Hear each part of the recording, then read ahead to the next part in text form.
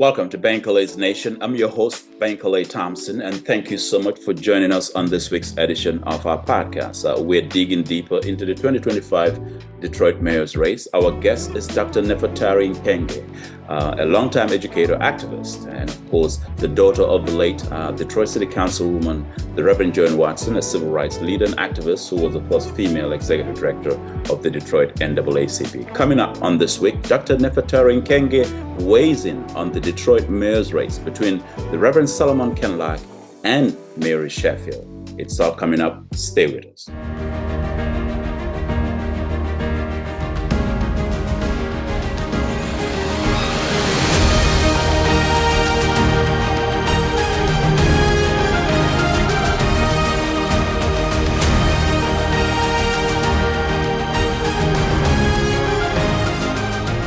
Let's welcome to the program this week, Dr. Nefertari Nkenge. She is a PhD in education, longtime public educator, activist, and of course, the daughter of the late Detroit City Councilwoman, the Reverend JoAnn Watson. Reverend Watson was the first female executive director of the Detroit NAACP and a longtime civil rights activist and leader here in the city of Detroit. Dr. Nkenge, thank you so much for being here. Thank you so much, my brother Bankole, and it's just Nefertari. My students call me Miss Neff. If you're a college student, I want to fulfill all righteousness. I like to give people their credit. I love it, and I thank you. Right. Well, I'm glad you're able to make it on the podcast this week. I want to begin with the mayor's race. You have observed Detroit. You've come from a family that has been front and center of some of the greatest political and economic battles that this city has witnessed. Your mother, the late Reverend Watson, was a soldier in this fight for economic justice in Detroit, and one of the few bravest Black women actually who took on powers that be in this town. And I've been following you on social media.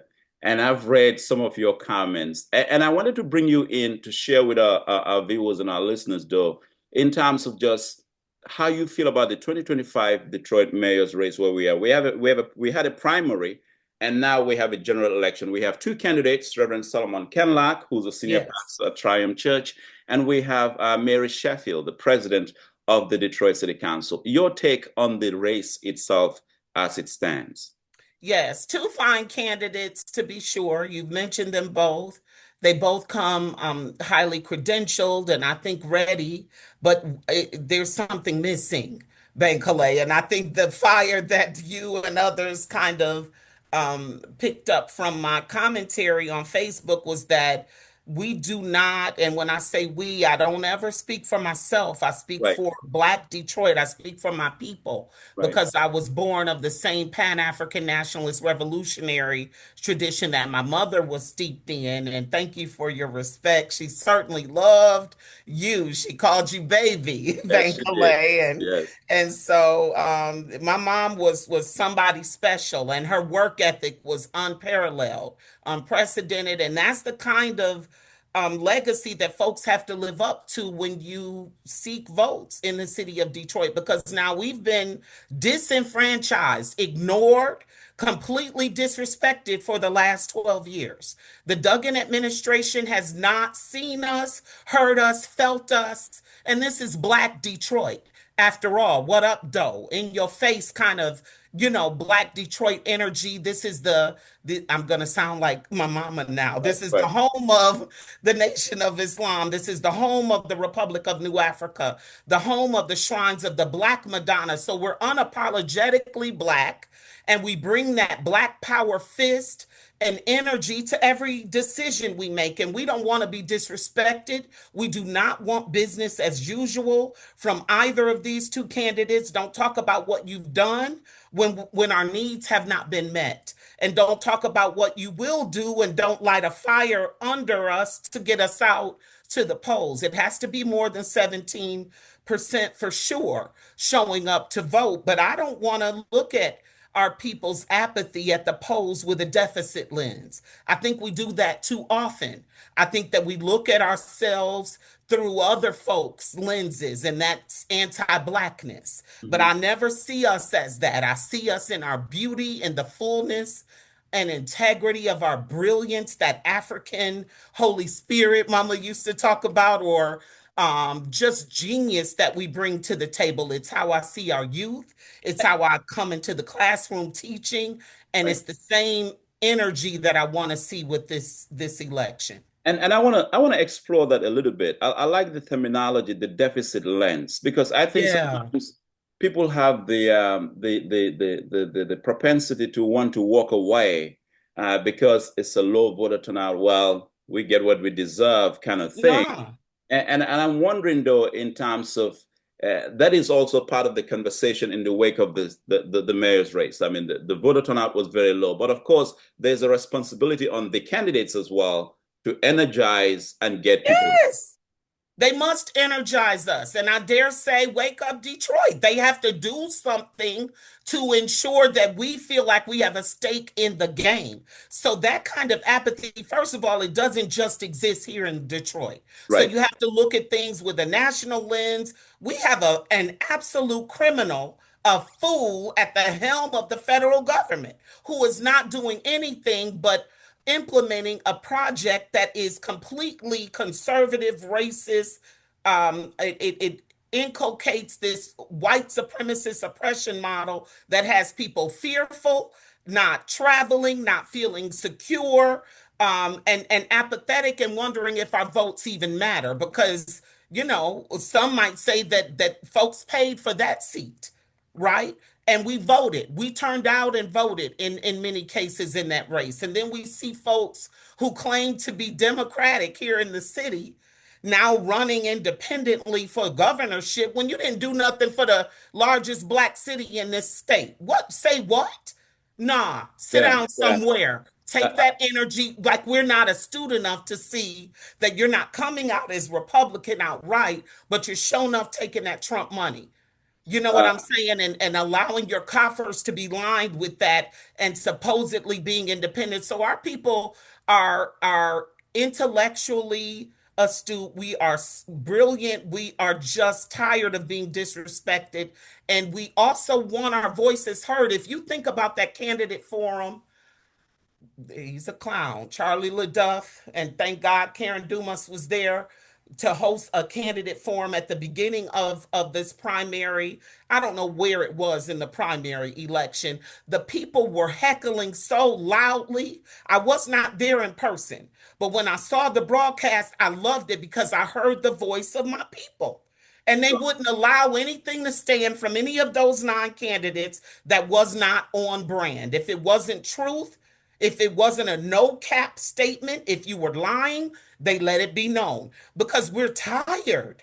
And somebody needs to, if Pastor Kinloch wants to have these listening sessions and town hall meetings, then he suggests don't wait till November or January when inaugurated. Do it right now because the kind of fire I'm bringing, we're incensed. And the health of our people is determined by, in the African tradition, we say, and how are the children? Well, look at our children. well, Let's see them in this crime in the streets right now. It's not good. So if their conditions and their welfare is not good, then that's on us. right. And we must do something differently. Right, and I think you're hitting at different angles here, and Nefertari Nkenge is coming to me as a real student of history here, and I like this. I want to go to Maynard Jackson when he announced his campaign for mayor. He talked about the other Atlanta, but Mm, before I switch to that quickly, I want to stay on the kids here because I think you struck a note. Several months ago, I attended the funeral of those two Corey kids who were Lord. found dead in the parking lot of a Greektown casino. And And I it was remember your yeah, my point. editorial about Yeah, folks who didn't show up. yes, Disrespectful. I took it very personal. I went there, paid my respects, stayed for the Yes, sir. entire service and so forth. And Reverend Solomon Kinloch gave the eulogy. It was at Triumph Church. Bless his heart. The mayor of the city was not at that funeral. And I believe that Disrespectful. every mayor is like a father to a city. And this is my inclination. If those two kids were white kids, Mayor Mike Duggan would have been at that funeral. Talk You about know the what? future. If anything, this is what I'll give Dougen because, we have, white supremacists who are that this is Malcolm X's words, not mine. I'm paraphrasing here, but we have the wolves and those who are the foxes. They're more sly with it. Dougen has never pretended to be anything but what he is. Okay? Yeah. He has put on his agenda from day one serving whiteness. And he did so to a fare thee well. So I'm saying it's time to put, we don't want just a black face in the mayoral mansion, in the Manugian mansion, or in the Coleman A. Young Municipal Center. We want a black agenda. So some people might be complacent and rest and say, oh, well, Duggan's reign is over. Well, is it? Because I saw that President Sheffield had a Trump inspired fundraiser. I said, oh, no, you didn't. But it was early on in the campaign and it was photos and such shared on Instagram. How dare you? So that same money train, and we have to follow the money, and we have to be politically astute enough to know his blessing on Santil or his so-called endorsement or blessing on somebody else might be the kibosh on their candidacy on the whole. Because we don't want any more of that. We say no more. We need representation. We need residency to come back because there was some fudging of the numbers. There were some lies, if you will, from the Dougen administration during this reign of Illich and our de facto mayor, from Cleveland, because they ran the show, not even him really. They called all the shots and got all the benefits and all the, corporate welfare. And meanwhile, Detroit's poverty margin increased. The poor got poorer, and there is no middle class, it's just working class. And that's the rest of us. And we have illegal foreclosures and all these other things happening. But some of the things that were fudged was that crime went down or that population was up. That's not true. Those things are not true, and we can look at the data to Right. prove it. And But I bring just had this. residency back, and I bet you will bring the, you Yeah. know, population right on back up. Go Right. ahead. I think on the issue of crime, I just had that conversation earlier this week Mhm. about the propensity to play with those numbers. And it just it boggles the mind that anybody can, say with a straight face that crime is going down when kids are getting shot, babies are getting Lord, shot in the city galore, and with almost with with permission. It's almost as if Detroit is some sort of a Saigon. yes, and that's by design, is what I believe. I don't believe that there's any illusion or happenstance. I think he did exactly what his corporate people put him there to do. And when I say he, I mean Dougen. His administration did some of the same stuff that Kwame Kilpatrick was accused of and jailed for. But one, was in handcuffs because it fit an inferiority narrative or a black criminalization narrative, and the other one gets to run for governor. Where they do that at? This is Detroit. So we don't want any more of that. We don't want anybody in bed with the media. The more they come for Kinloch, the more we ride for him. We like that he's a non-establishment candidate. We need for Sheffield, if she's truly for the people, to distance herself. Because while she had a chance to do something, it was a rubber stamp city of everything white, racist, external, wealthy billionaires wanted. And Dan Gilbert is still tearing down an icon of the city. With our skyline, you're going to take down the Renaissance Center, two towers for what? Did the people ask for that? No. You didn't take a poll. You never asked the people what we want. You made decisions and then went back later and coerced, cajoled, and I guess in some cases just told council what to do and they stamped it and approved it. How dare you? So So let we me. sat some of them clowns down in the primary, but we got a big kahuna now that's got to come correct. These are important issues you're raising here. Mary Sheffield has been president of the Detroit City Council, she is not a back row seat. It's a front row No, seat. power. She handled the gavel, front and Yes, center. She handled the yes. gavel. She decided the agenda on council table.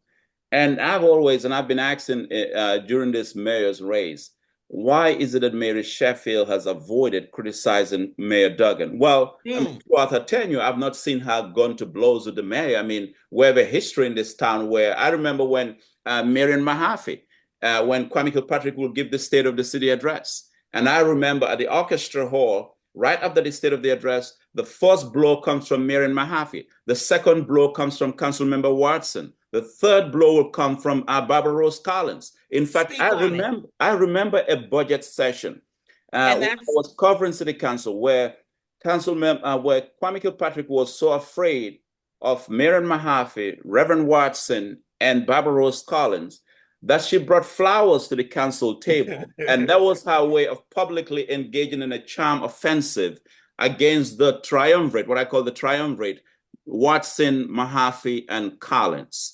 But that's On what this, you hold, that's how you hold folks accountable. That's what we have not had. They have been in bed together. The congenial council approved everything.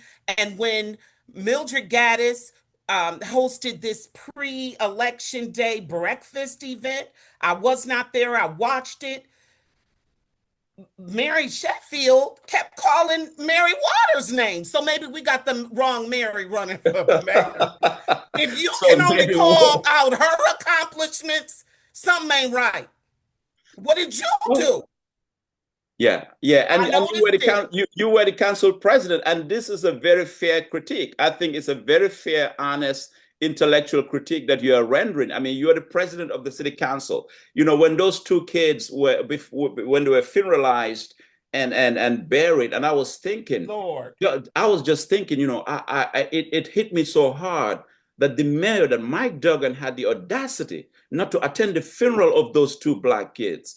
If there Mm. were two white kids who died in a truck in Detroit, Mayor Duggan would attend it, Governor Whitmer would have attended, they would have all attended it. But my point here, though, is that Mary Sheffield, as president of the city council, could have come up with a game-changing plan to overhaul the entire homelessness action network plan for the city of Detroit. Yes, Because that sir. mother, the mother of those kids, was calling for help from the city of Detroit and never got return calls back.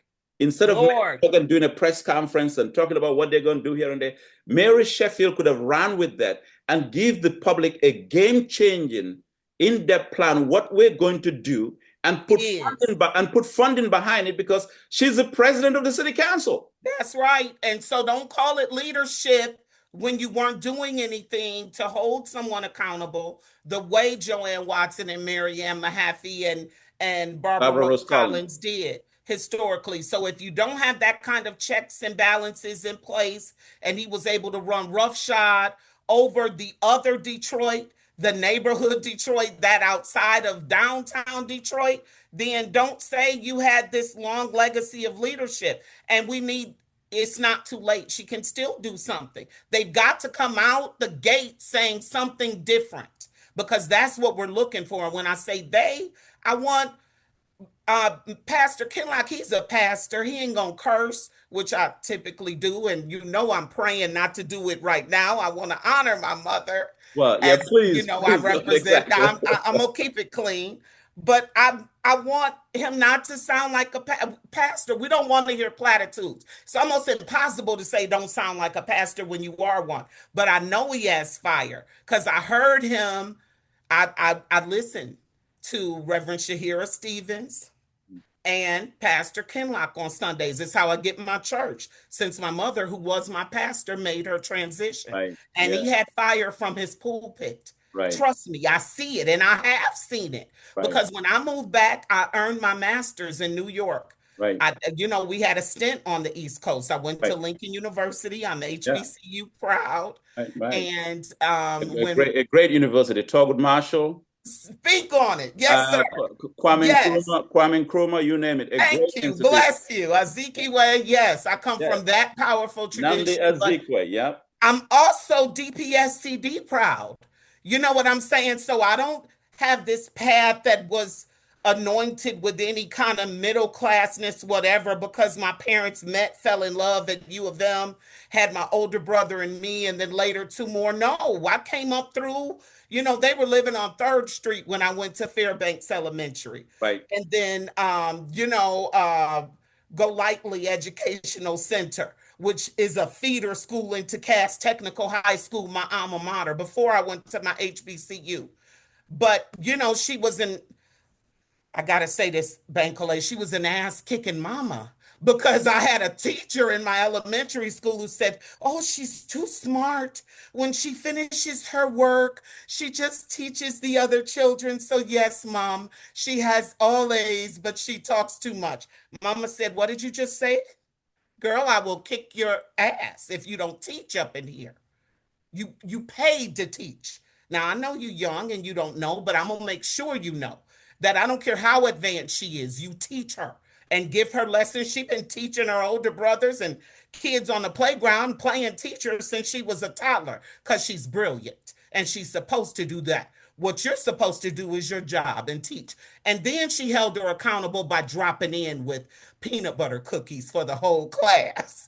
But she was checking on Miss Snow, and that was the woman's actual name, Bankole, to make sure that I was taught that my needs were met, because I could be advanced while I was at Nataki Taliba Schoolhouse, where I started off, but I needed other teachers to meet my brilliance and make sure that I was ready for this path Right. that I didn't know at the time would end with a doctorate and being back in DPSCD, Right. doing what I do at Mumford High School, but I'm doing it and I'm true to it.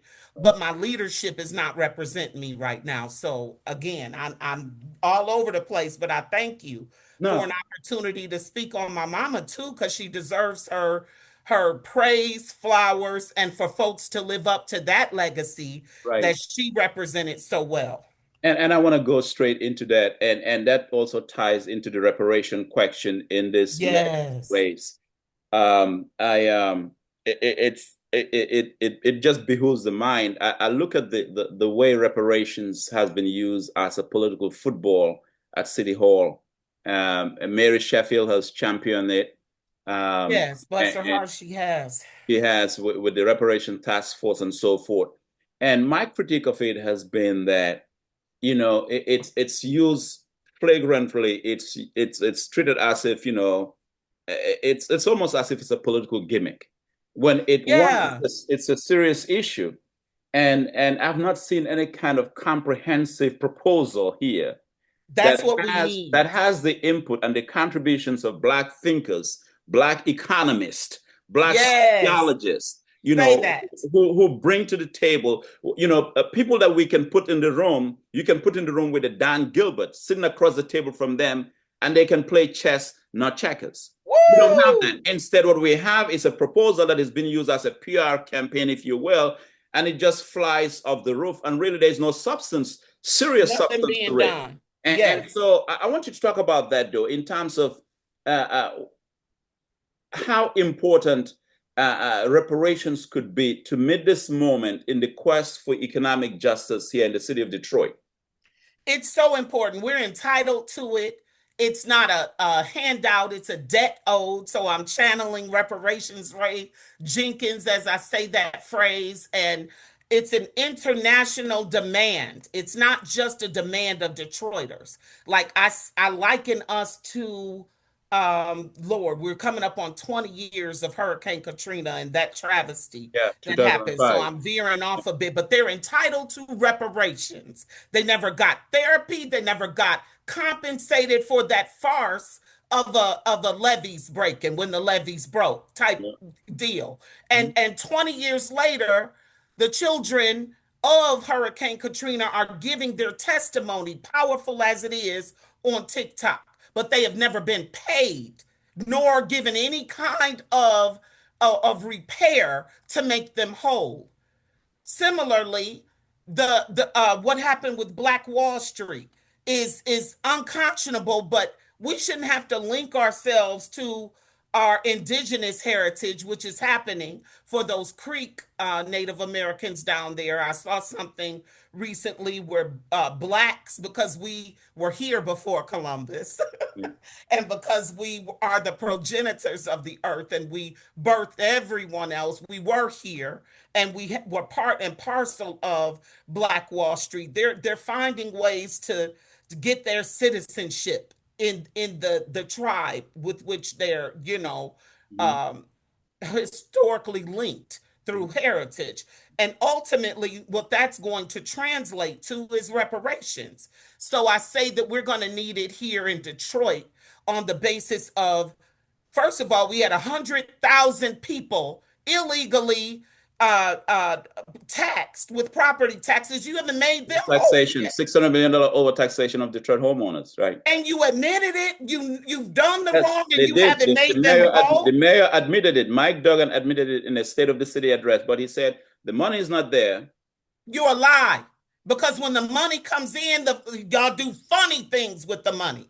You want to only provide contracts to outsiders, to people who are not invested in Detroit. They don't live here. They don't have my or your color face. They don't have any investment in the city. What happened to all those ARPA funds? We want reparations. We want it unequivocally. We want it in the form of a moratorium on home foreclosures because I'm being overtaxed and I'm in District 1, North Rosedale Park, but you overtaxing me to the point where, our family's going to have to come together like old school, living together, and ain't nothing wrong with that, but we should have housing security. And my children in DPSCD are homeless by and large. Nobody talks about that. They're housing insecure, and a third of Detroiters don't drive. And I thought we were the Motor City. I thought we were Motown. So give us our respect. We're looking for legislation, and you can, contract with folks like me. I'm a small business owner and brilliant minds like you. You don't have to use media the way Dougen did because I heard Dumas say something. Karen Dumas was being interviewed by this baby Malachi, and she said I could give that, but they would have to pay me for it. And I thought, yeah, but who they pay as we give solutions don't look like us. So I'm gonna put y'all up on some free game when I give my suggestions and write my, and just say that you got to put Bankole on because you ain't never been bought and paid for or sold our people out. That's why my mama called you baby. It was real. And another thing that folks aren't doing is kind of leaving a legacy because she was able to mentor people like Monica Lewis Patrick and Deborah Taylor. And we the people of Detroit now, because her legacy stands through those who she inculcated with that same revolutionary spirit. And she sure enough got me in her eldest daughter Oh with all well, this fire, you did and it's more like me. It's more like me. We're just tired. We're not speaking. We're beat up. We can barely make house payments. DTE don't mind sending me $1,000 bill when I heat up my house in the wintertime. Where they do that at?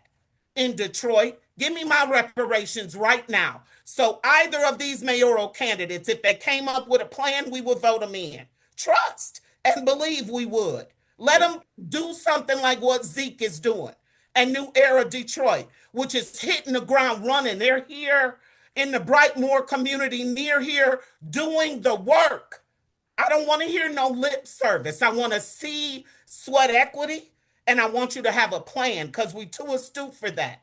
You offend us. You insult our intelligence when you talk in platitudes and loosely. And you don't, if your money comes from Trumpers, and if it comes from corporate, if you've been kissed and anointed by them, then we fear you are beholden to them. And we need you to be beholden to us. And let me ask you this then, and I referenced this earlier in our conversation. I wanted to bring this up when the late Maynard Jackson, Atlanta, was running for mayor. Yeah. Brilliant lawyer, a stand-up black man, courageous black man, and I was watching Nefertari. I was going to an economic conference in San Francisco, and I was watching this documentary of Maynard Jackson on Delta. You know how Delta provides, they have you watch. Of course, it's Atlanta, so Yes. they have to have Free that. So I commercials. was watching a Yes. documentary of Maynard Jackson on the Delta Airline on my way to San Francisco in January of this year Okay. for this conference. And what was remarkable was watching Maynard Jackson running for mayor, talking about the other Atlanta. Said that's why he was running for mayor. And despite all of the campaign tactics that were leveled against him, he ended up winning. And he Yes. did more for Black people in Atlanta that today remains a national model. Atlanta, it Yes. has been reported, has more Black millionaires than anywhere in the nation. The Hartsfield Jackson International Airport, that was a gift of Maynard Jackson. There are Beautiful.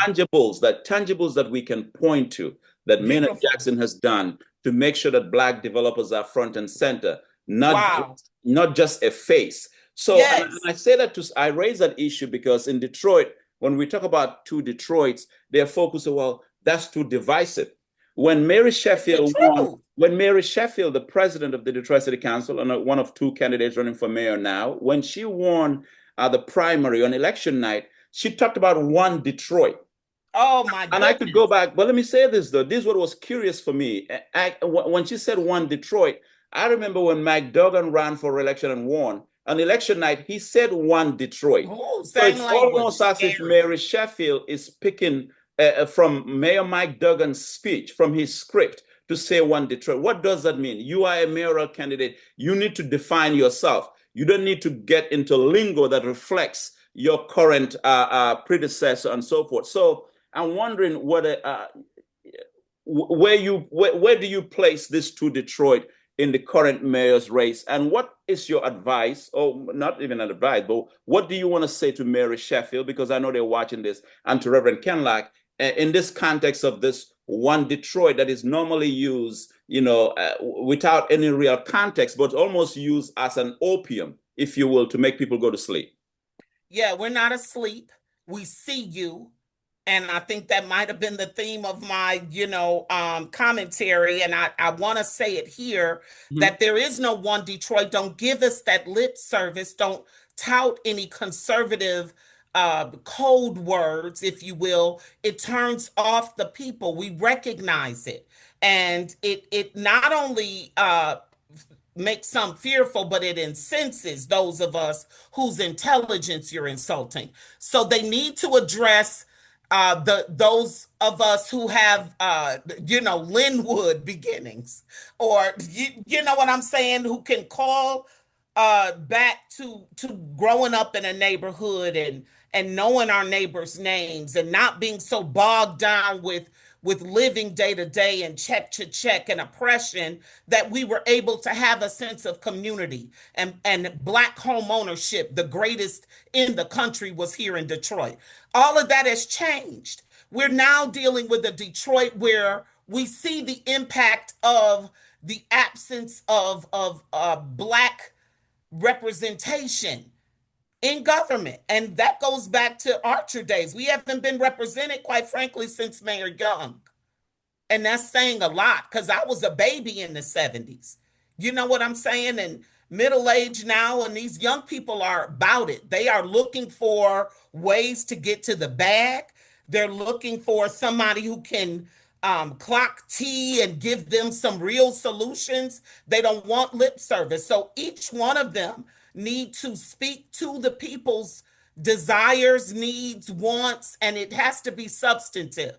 And if you can't come up with it yourselves, one thing I love, because I'm a teacher and I always represent Right. students and just have to call it out, had my beginnings the first 11 years at Malcolm X Academy, where I was mentored by that school's founder, Dr. Clifford Watson. Have to call his name, have to say Malcolm X, because, my babies just wouldn't have it Right. today. I'm their mama Nefertari still today. But in that upbringing and inculcation, I wasn't trying to find a way to get over on my people. I was ensuring that my students had what they needed to be competitive in Right. the marketplace and taught to their brilliance if it was above grade level, all the way to college level content, because honestly, that's where they were. So they'd have to turn this vacant land all around the city into arable land that our children can have urban gardening and farms on, because the food supply is GMO and killing us left Genetically and right. modified.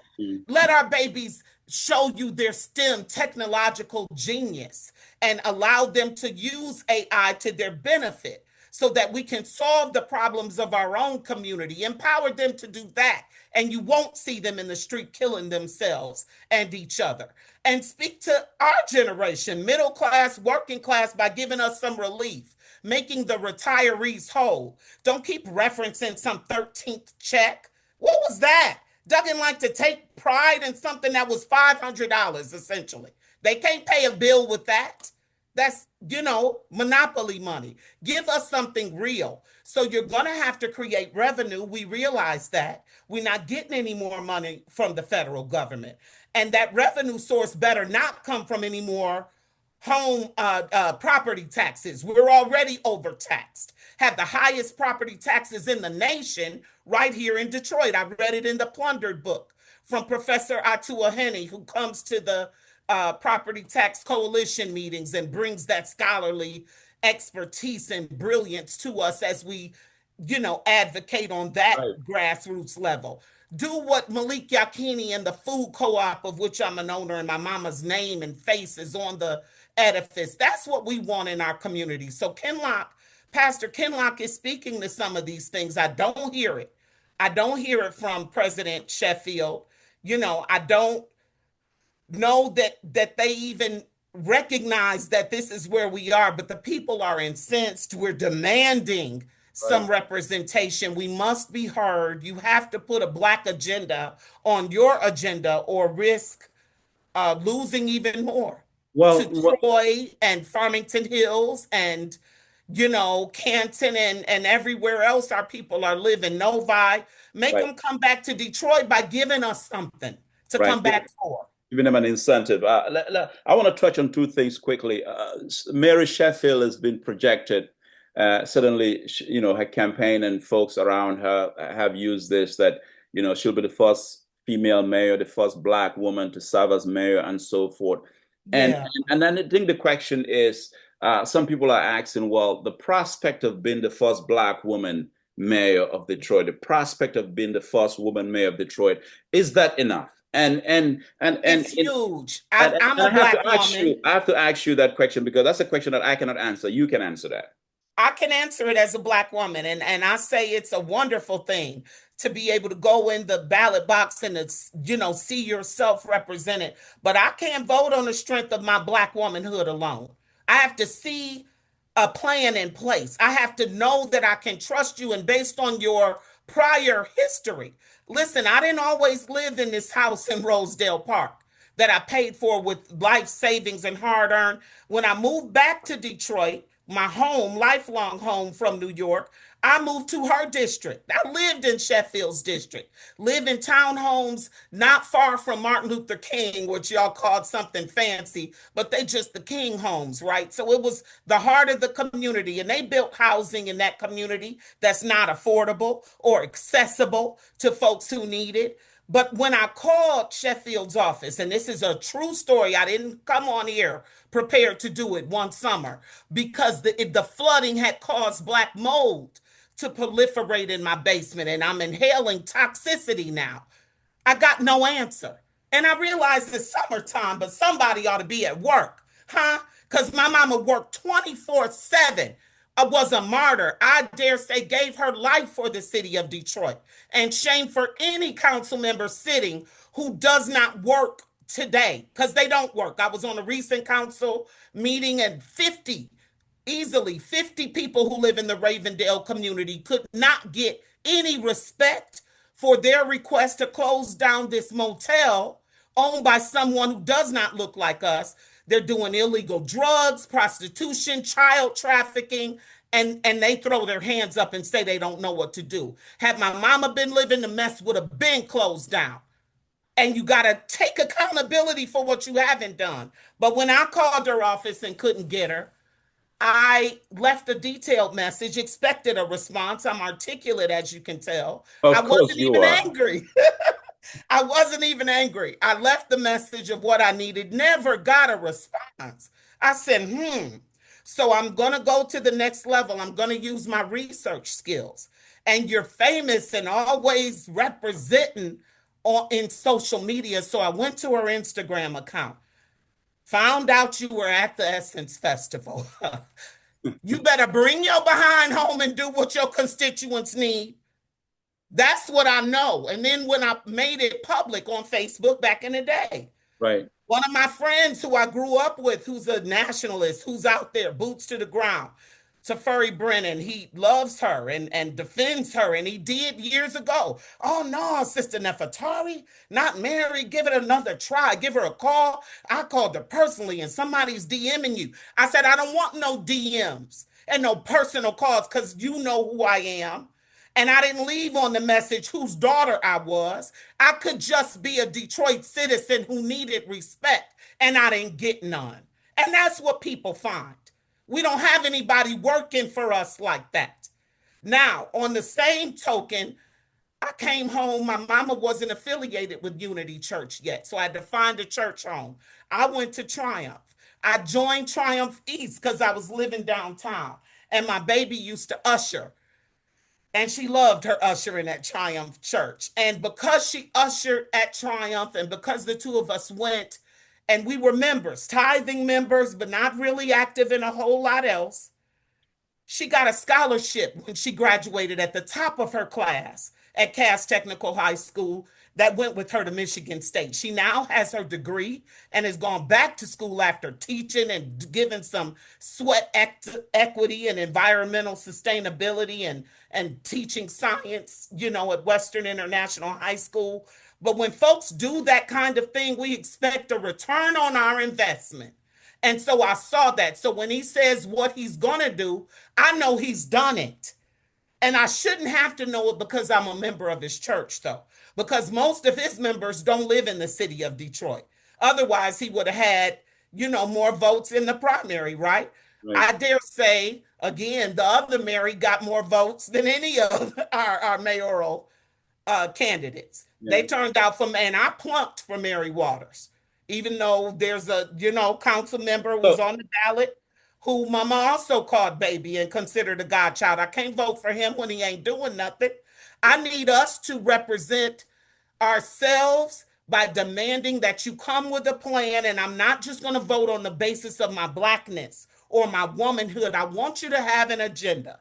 I want you to answer questions, and it comes off as arrogant, if I might say, when Pastor Kinloch doesn't come to candidate forums. That one that I told you about that was rabble-rousy and held by that fool media person, he should have been there, because otherwise you look arrogant and like the people are beneath you and we're angry. We have something to say. Do the listening sessions, have the plans right now. yeah, you've put a lot in here in this conversation, and I think Probably the too much. story. I'm No, sorry, no, no, Mama. no. I think this is good. This is good because I think it's important. See, I wanted to cut through the noise, which is why I invited you, and I think it's important for you to lay claim to these issues of legitimate discontent, Yeah, issues they're that are, legit. yeah, that people are dealing with, and it's almost as if we have there's this deliberate effort to focus on just the periphery as opposed to getting deeper on what, like the experience you shared about calling Mary Sheffield's office, not getting a response. It's a shame and a pity. She was at the Essence Festival, displaying that on Instagram, and here I am, and so forth, while your constituent are out here struggling and so forth. I think those stories are real, and nobody can delegitimize those because those are your experience, which comes back to something that I've always said, Nefertari, and that is, I believe that the comeback of Detroit has to be experiential, not Yes. esoteric. And I Yes. think that there's a propensity to make the comeback of Detroit look more esoteric as opposed to experiential. When it's Mm. experiential, then Teach, brother. we're talking about the overtaxation of homeowners. We're talking Yes. about two kids, two black kids, innocent, unoffending kids. In the words of Lord have Dr. King, mercy, those unoffending babies. kids dying in a Ooh, vehicle. I mean, it's just, this experience, I think, is important for people to see what is at stake in the mayor's race. And I want to give you the opportunity to make final comments. My final comments, my brother, and you just touched a nerve by talking about those babies. We still have the problem of homelessness. And how are the children? The children are not well. And when the children are not well, the community is not healthy. We're not viable. We're not doing and being all that we can be. This is Black Detroit, after all. And I represent this proud, strong legacy of Reverend Dr. Queen Mother JoAnn Watson. And I would be remiss if I didn't call her name and open my mouth and respond to your invitation with an affirmation, because when we speak truth to power, it's like the African drumbeat, and our ancestors speak through us. So we are asking for not the impossible. We don't want a magician. We want hard work ethic. We want you to say you're going to do something and then keep your word and do it. And we're tired of the disrespect, the racism, the abject racism we dealt with in the Dougen administration. It's unconscionable to think that we could survive another tenure of that. We can't. I won't. Folks are leaving, they're voting with their feet by leaving the city.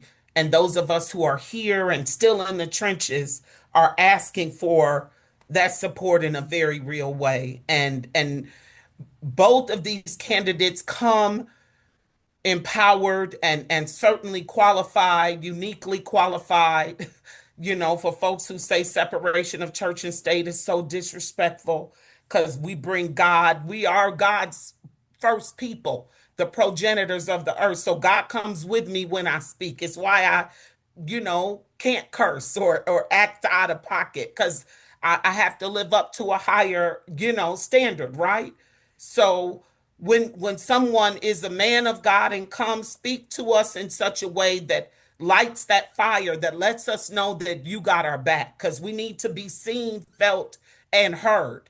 Our voices have merit. Our demands are justifiable. We want all the things I've referenced and so much more. Right. And you got to be about your business, the business of Black people, not just a Black face, but a Black agenda. Right. Dr. Nefertari Nkenge, PhD, a public educator, activist, and of course, the daughter of the late Detroit City Councilwoman, the Reverend JoAnn Watson, who was the first female executive director of the Detroit NAACP, longtime civil rights activist and leader in this city. I have to end up this podcast by perhaps referencing or recalling the immortal title of Maya Angelou's book, I Know Why the Caged Bird Sings. Yes, that was so apropos. Thank you so much for being here. We'll be in touch. It looks like we're going to have you back at some point. Oh, Lord. Yes, you have earned a repeat. You've earned a repeat invitation. My goodness. Thank you, brother. All right. Thank you so much.